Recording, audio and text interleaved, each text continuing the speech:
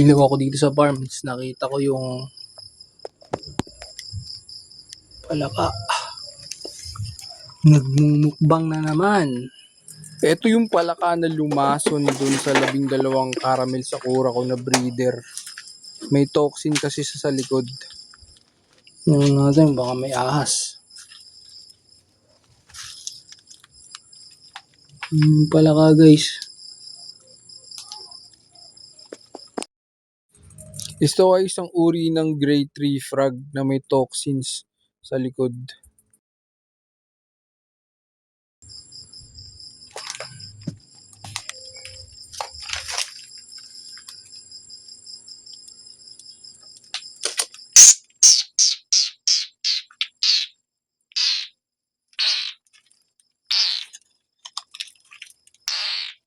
Maingay itong palaka na to.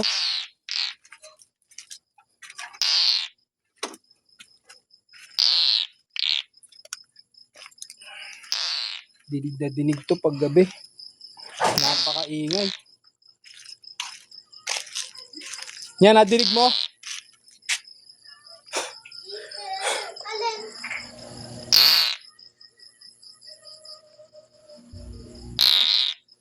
So yan, ito siya guys. Pakinggan nyo sa background guys, meron pang isang palaka.